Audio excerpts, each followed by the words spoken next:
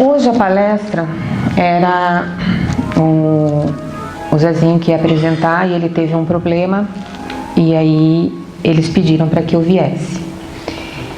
E eu escolhi, o tema foi livre e eu escolhi esse tema.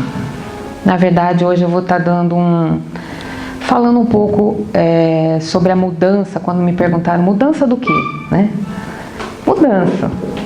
Né? Mudança. Mudança? Não, não é dessa mudança que eu vou falar. Né? Não é dessa mudança. O que eu vou falar hoje é sobre a mudança interior. A mudança individual. Aquela mudança que a gente tem que praticar todos os dias. Aquela mudança que é difícil. Aquela mudança que exige que a gente estude. Aquela mudança que exige que a gente aprenda. Que a gente tome consciência para fazer essas alterações na vida da gente.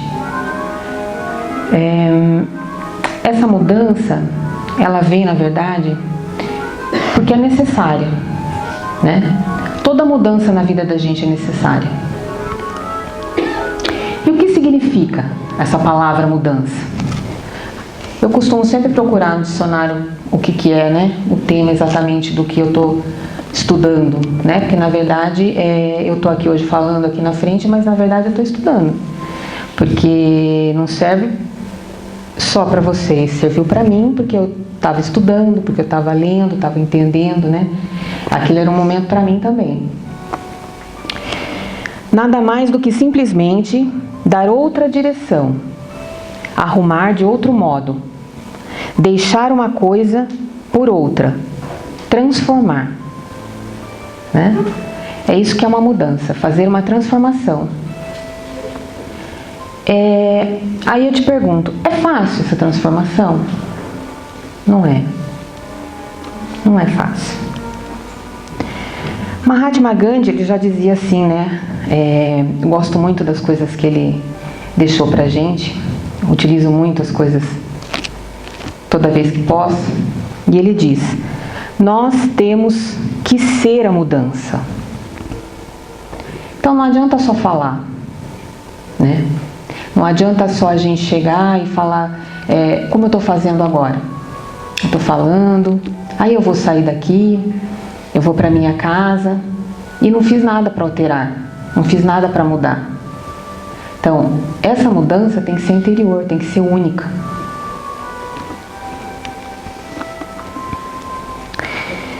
No livro Companheiro, que Chico escreveu, psicografou, né? Ele diz assim: não podes modificar o mundo na medida dos próprios anseios, mas pode mudar a ti próprio.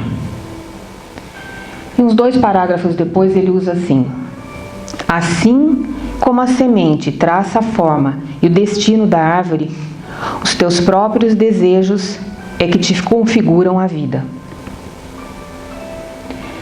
Mas aí eu estava pensando, né, Mahatma Gandhi, Chico, e a gente pensa assim, fala, nossa, quem sou eu, tadinha da pessoa, quem é humilde serva, né?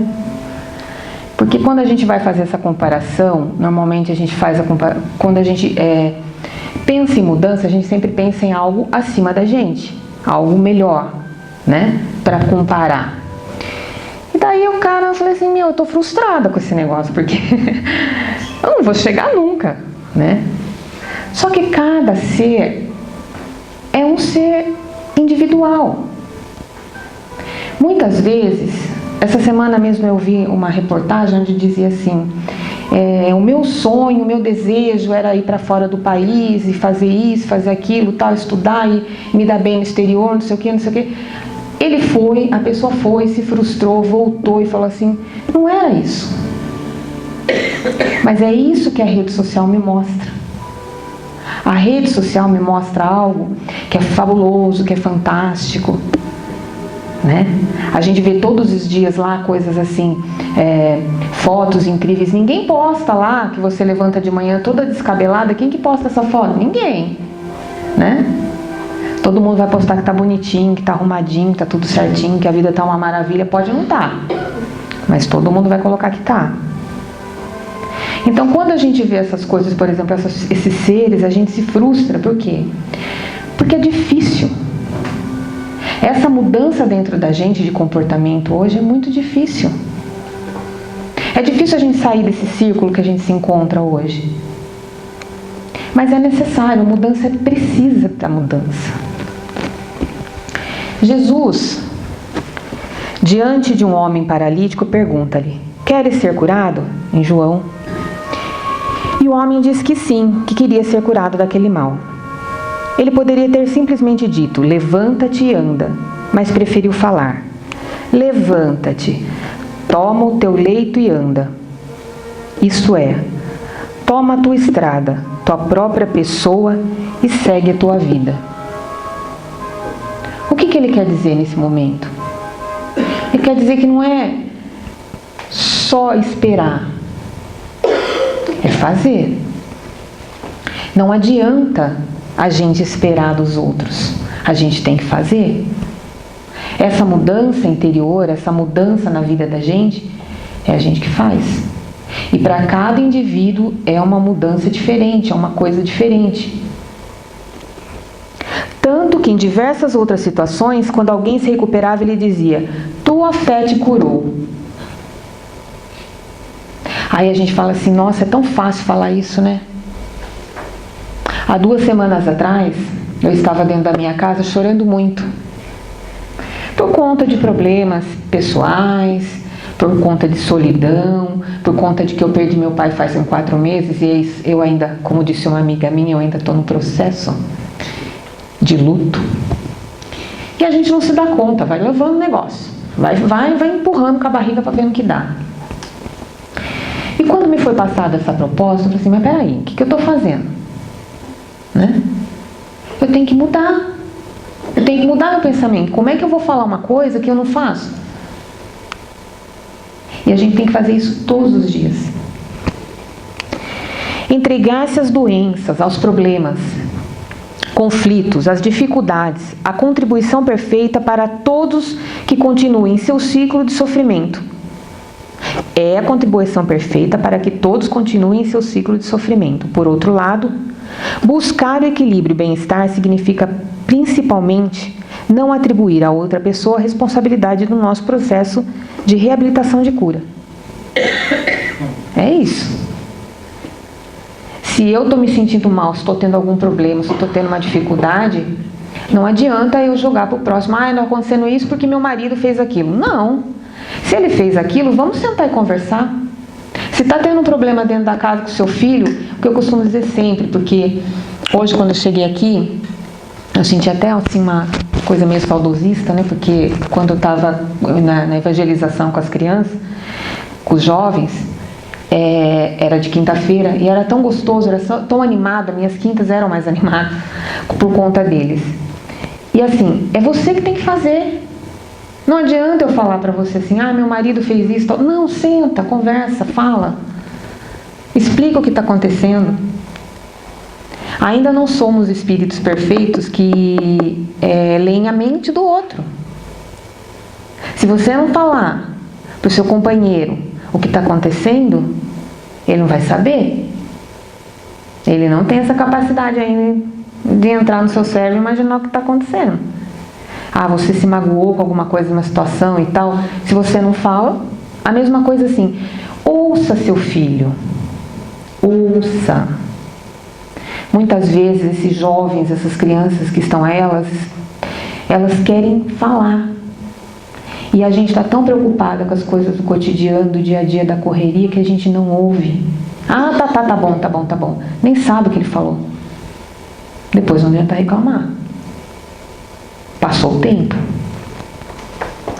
No Evangelho segundo o Espiritismo, ao se referir sobre a diferença entre os espíritas imperfeitos e os verdadeiros, ele traz: reconhece-se o verdadeiro espírita pela sua transformação moral e pelos esforços que emprega para domar suas inclinações más. Enquanto um se contenta com seu horizonte limitado, o outro se compreende que compreende alguma coisa de melhor, se esforça para dele se libertar e sempre o consegue quando tem vontade firme. Estudar. A gente vem aqui na casa espírita e acha que vem, que escuta a palestra e vai embora para casa. Beleza. Não. Hoje, aqui, nesse momento, nós somos, vamos considerar assim, não somos melhores. Mas a gente está num patamarzinho avançado. Por quê? Poderíamos estar em casa, assistindo TV, comendo pipoca, sei lá, ou na internet, no Facebook, né? Mas o que a gente está fazendo? A gente está tentando melhorar. Todos que estão aqui nesse momento estão tentando melhorar de alguma forma. Fazer algo para si próprio, para mudar. E é isso que a gente busca. E é isso que a gente tem que fazer. Aqui na casa nós temos a reforma íntima, que eu sempre falo para os meus amigos assim, gente, é tão bom, é tão importante, esse curso é tão bom, ele faz a gente entender tanta coisa. E tá aí, é só querer. Ah, mas eu não tenho tempo. Sempre vai ter um momento certo, mas a gente sempre tem que estar se cobrando, na verdade, para essa mudança. É a gente que tem que fazer, não deixar para depois. Na questão 909 do Livro dos Espíritos, Kardec pergunta assim, essa foi a parte mais legal que eu vi no estudo que eu estava fazendo, porque daí você começa a se perder, né? Você começa a ver um vídeo, daí você começa a ver uma outra coisa, aí você vai infinitamente. Ele diz assim, poderia sempre o homem, pelos seus esforços, vencer as suas más inclinações? Aí os espíritos respondem sim, e frequentemente, fazendo esforços muito insignificantes. Olha que eu até grifei ali, hein? O que lhe falta é a vontade. Ah, quão poucos dentre vós fazem esforços. Aí eu pensei assim, gente, esforço insignificante? Caramba, como assim insignificante? Se eu tenho tanta dificuldade de me esforçar, eu me esforço tanto para não ser egoísta, eu me esforço tanto para não ser orgulhosa. É uma dificuldade imensa que eu tenho, né? E aí, como assim esforço insignificante? Aí ele vai um pouquinho mais para frente e pergunta, na questão 919, porque Kardec também deve ter pensado, falou assim, como assim, né? Não pode ser, né? Qual o meio prático mais eficaz para se melhorar nesta vida e resistir ao arrastamento do mal? Aí eles respondem, um sábio da antiguidade, todo mundo já deve ter ouvido essa frase, né? Disse, conhece-te a ti mesmo. Tá? Conhecer-me a mim mesmo. Uhum. Aí novamente eu venho e pergunto, como, né? Porque ele está falando, mas não está explicando como é que a gente vai fazer isso. Aí Kardec insiste de novo e pergunta. Compreendemos toda a sabedoria dessa máxima, mas a dificuldade está precisamente em se conhecer a si próprio. Qual é o meio de chegar a isso? Aí eu falo assim, a gente faz muita promessa, não faz? Nós. Quando chega no final do ano, o que a gente faz? Esse ano faz um balanço. Esse ano eu não vou comer mais doce, eu vou entrar na academia, eu não vou mais beber, né? Não que seja algo que nós somos todos perfeitos aqui, imagina, ninguém tem nada disso, ninguém, né, tem problema nenhum. Mas aí você se promete, você faz isso, você fala que você não vai mais fazer isso. É um balanço que você faz. Fevereiro você já esqueceu tudo que você prometeu. E se não for janeiro ainda, né? Já no comecinho já. Você esquece que você fez aquela promessa para si próprio. E por que isso acontece? Porque a gente faz a promessa, mas a gente fala da boca para fora, a gente não faz. A mudança que deve ser feita, a gente não faz. Se eu sei que Se eu comer aquele açúcar, eu tenho problema de diabetes, vai me fazer mal? Ah, mas amanhã eu vou morrer. Bem, então. Mas o seu amanhã pode ser bem longe. Então, você comeu açúcar, você vai passar mal hoje, você vai passar mal amanhã. Então, para quê? Essa mudança, ela tem que ser feita. E quem que tem que fazer essa mudança? Cada ser individual. Aí ele responde, os espíritos respondem justamente isso. Eu achei muito interessante porque numa das palestras a pessoa diz assim, sabe o que eu fiz para melhorar isso?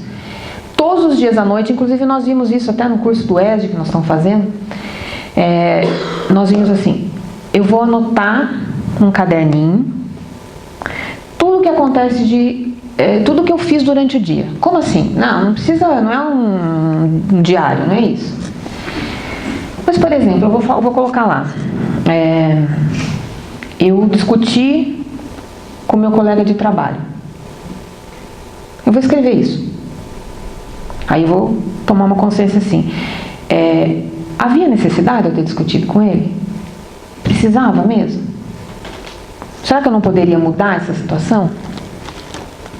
Ou qualquer coisa que você faça durante o dia, tipo, eu não dei atenção suficiente para o meu filho, anota lá, todos os dias. Por quê? Porque é gradual, gente, é devagar, é pouco a pouco. Não adianta a gente querer falar assim, eu vou mudar amanhã, porque não vai mudar. Não vai. Isso foi dito pelos espíritos, justamente nessa questão, na 919. Fazei o que eu fazia quando vivi na Terra. No fim de cada dia, interrogava a minha consciência, passava em revista o que havia feito e me perguntava a mim mesmo se eu não tinha faltado ao cumprimento de algum dever. Se ninguém teria tido motivo para se queixar de mim. Foi assim que cheguei a me conhecer e ver o que em mim necessitava de reforma. Tá aí. Ele respondeu. É fácil? Não é fácil. Tem como? Tem. Vai ser amanhã? Não. Talvez a gente tenha que ter outras encarnações, talvez a gente venha em outras vidas para resolver essa situação. Mas a gente tem que fazer o gradual, a gente tem que fazer essa mudança diária, de comportamento, de pensamento. Né? Quando você atrai o pensamento, a gente sabe disso, o pensamento bom atrai coisas boas, o pensamento ruim atrai coisas ruins, a gente sabe. E por que a todo momento a gente não faz uso disso? Por que a gente insiste em repassar no Facebook, no WhatsApp, coisas ruins? Imagens da pessoa que se acidentou, imagem de não sei do que. Por quê? É a gente que muda, é a gente que faz essa transformação. Depende da gente, somente da gente. Jesus também disse, se alguém que vier após mim, a si mesmo, se negue, tome a sua cruz e siga-me. As mudanças necessárias não deixam de representar um processo trabalhoso, uma cruz, que precisamos abraçar todos os dias. Todavia, Jesus deu a entender que se o adotássemos por modelo, certamente não fracassaríamos em nossa empreitada. E segui-lo não significa que necessariamente tenhamos que mudar o caminho, mas na grande maioria das vezes apenas o jeito de caminhar. Né? Agora eu faço um convite, na verdade, a vocês. Que ao sair daqui hoje, antes de se deitar, pensem no que vocês fizeram durante o dia. No que poderia ter sido diferente. Pense, por exemplo, no trânsito mesmo, coisa simples. Em que momento você se deixou levar pela coisa ruim? Xingar a pessoa no trânsito? Ou deixar de fazer algo? Qualquer coisa que a gente possa lembrar de, por exemplo, a preguiça. Ah, vou deixar para amanhã. Né? Então lembra por que a gente faz isso? É essas coisas que a gente tem que mudar na vida da gente. São pequenos atos que a gente sabe que é correto e que a gente deixa de fazer. Quando a gente muda a mente, quando a gente muda para o lado bom, a gente recebe o que é bom. É um retorno. E eu termino assim: não tenha medo da mudança. Ela assusta, mas poderá ser a chave daquela porta que você tanto almeja entrar. Muitas vezes a gente deseja tanto algo e a gente vai deixando de lado, fica com medo da situação. E eu mesma sou uma pessoa que tenho medo. Tenho medo de arriscar, tenho medo de magoar, tenho medo de enfrentar. Mas é isso que a gente tem que fazer todos os dias. É para isso que a gente está nesse mundo de provas e expiações. Para aprender, para mudar, para transformar. Senão, por que a gente estaria aqui? Não precisaria. Nós estamos aqui para fazer a diferença. A diferença para nós. A diferença individual. E é isso que eu tenho para falar hoje para vocês. Estou em cima do horário. Agradeço demais a oportunidade, principalmente de ter estudado esse material, que essa semana, de fato, ela me fez entender que tudo na vida da gente tem um sentido, tem um porquê, e essas mudanças, de fato, são necessárias.